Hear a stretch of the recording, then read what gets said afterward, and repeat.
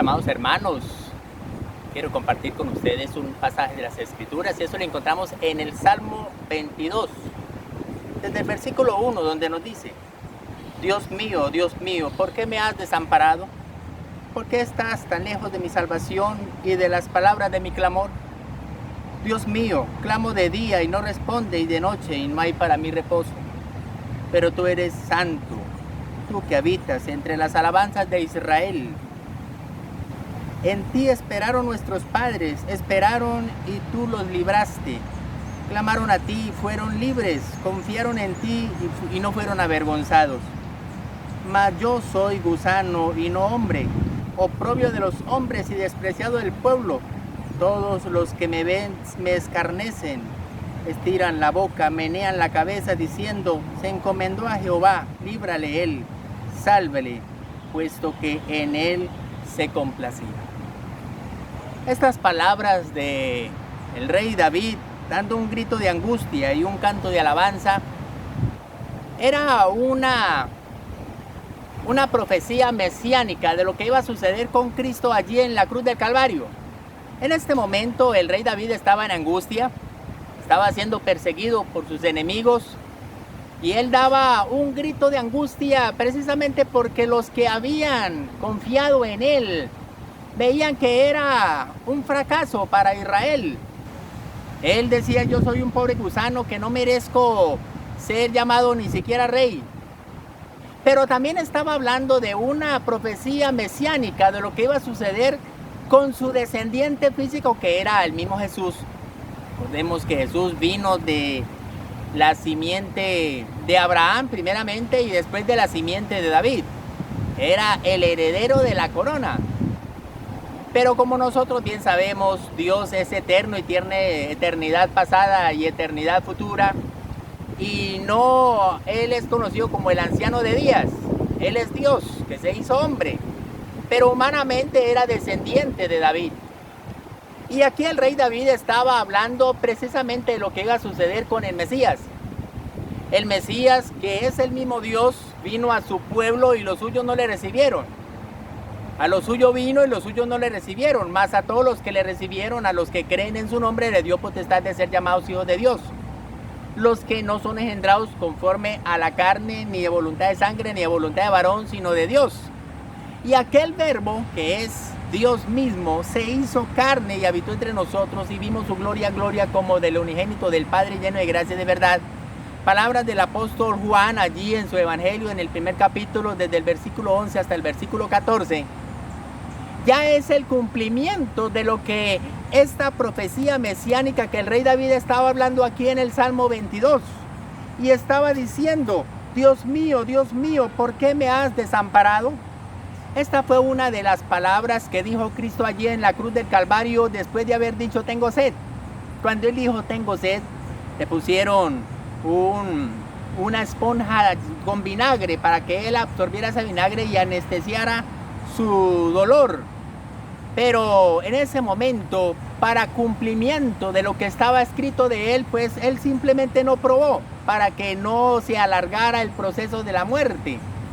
De manera que cuando llegaron los soldados romanos a romperle las piernas, ya estaba muerto y los otros dos no. Los otros dos que estaban ahí también padeciendo el castigo de la cruz por sus propios pecados, ellos sí fueron sus piernas partidas, pero en el caso de Cristo no, porque Él entregó su vida.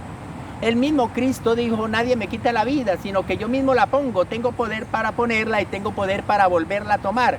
Este mandamiento recibí de mi Padre. Así que el Señor Jesús, que es el cumplimiento de la profecía mesiánica de este Salmo 22, dijo esta palabra: Dios mío, ¿por qué me has desamparado? En ese momento, cuando el Señor Jesús dijo esta palabra, era precisamente porque el mismo Padre había separado o había quitado la mirada del cuerpo de Jesús, porque estaba lleno de pecado. Pero no era el pecado de Jesús, era el pecado de la humanidad. Era el pecado que Él llevó en su cuerpo como paga para a todos aquellos que creen en Él fueran salvos. Porque no envió Dios a su Hijo al mundo para condenar al mundo, sino para que el mundo sea salvo por Él. Pero en ese momento, aunque el cuerpo de Cristo estaba lleno de pecado, pecado ajeno, porque Él era la ofrenda y también era el sumo sacerdote según Hebreos, que Él se presentó una sola vez con una ofrenda, y no como en el Antiguo Testamento, que cada sacerdote presentaba ofrenda cada año. De manera que este sumo sacerdote se iba envejeciendo hasta que moría, y después llegaba otro sumo sacerdote y reemplazaba a aquel que murió. Pero Cristo, como es eterno, vive delante del Padre intercediendo por nosotros todo el tiempo. Y esa intercesión no termina hasta cuando estemos delante de su presencia. En este momento Él se sintió abandonado, se sintió desamparado por su Padre, porque tenía que cumplirse todo lo que estaba escrito de Él. Así que el rey David está diciendo: Dios mío, ¿por qué me has desamparado? Se encomendó a Jehová y líbrale Él, sálvale, puesto que en Él se complacía. Esta era una de las cosas que le decían a Cristo estando allí en la cruz. Hablaba de Dios, pues que venga y entonces que lo salve, así como Él decía que era su Padre. Tremendo, porque no entendían que era el mismo Dios que estaba pagando la deuda que ellos no querían cobrar, esa deuda que ellos no querían aceptar. Porque cuando nos ponemos de acuerdo con Dios, es cuando reconocemos que somos pecadores y necesitamos un Redentor. Estas personas que meneaban la cabeza delante de Jesús allí en la cruz del Calvario y decía: a Dios se encomendó, pues líbrale Él. Si eres el Hijo de Dios, entonces bájate de esa cruz para que creamos en ti. Pero Él no vino a mostrar el poder de Dios. Él no vino a mostrar que era Dios. Él vino a entregar su vida para la humanidad. Lo que sostenía al Señor Jesús allí en la cruz del Calvario no eran los clavos, sino el amor que tenía hacia la humanidad, que te tenía y que me tenía. Eso fue lo que sostuvo allí al Señor Jesús. Él, como Dios Todopoderoso, Él puede hacer que todas las personas sean buenas así de un momento a otro, porque así como hizo el mundo con la voz, también puede transformar los corazones. Pero Él quiere que el hombre tome su propia decisión, que acepte a Cristo como único y suficiente Salvador. Pero tú eres el que me sacó del vientre, el que me hizo estar confiado desde el que estaba a los pechos de mi madre. Sobre ti fue echado desde antes de nacer, desde el vientre de mi madre tú eres mi Dios. En el versículo 23 dice: los que teméis a Jehová, alabadle, glorificadle, descendencia toda de Jacob, y temedle, vosotros, descendencia toda de Israel, porque no menospreció ni abominó la aflicción del afligido, ni de él escondió su rostro, sino que cuando clamó a él, le oyó. Y es una gran bendición que todo lo que nosotros hagamos de aquí en adelante, cuando hemos reconocido al Señor Jesús como único y suficiente Salvador, Él escucha nuestro clamor, Él escucha nuestras oraciones, precisamente porque ahora hemos sido comprados con la sangre del Cordero y le pertenecemos a Él. Somos propiedad privada de Él. Tenemos las arras de la herencia, que es el Espíritu de Dios dentro de nosotros. Así que ya podemos entrar confiadamente al trono de la gracia, porque el Señor nos ha hecho reales sacerdotes, nación santa, pueblo adquirido por Dios, para que anunciemos las virtudes de aquel que nos llamó de las tinieblas a su luz admirable. Así que nosotros, como reales sacerdotes, somos los encargados de dar a conocer este evangelio que el mundo aún no conoce. Cosas secretas que el mundo no puede entender, Dios la reveló a su iglesia, para que nosotros, como sacerdotes aquí en el mundo, seamos los intercesores para que Dios tenga misericordia de ellos y nosotros le compartamos el evangelio del Señor Jesús. De ti será mi alabanza en la gran congregación, mis votos pagaré delante de los que le temen. Comerán los humildes y serán saciados, alabarán a Jehová los que le buscan, vivirá vuestro corazón para siempre.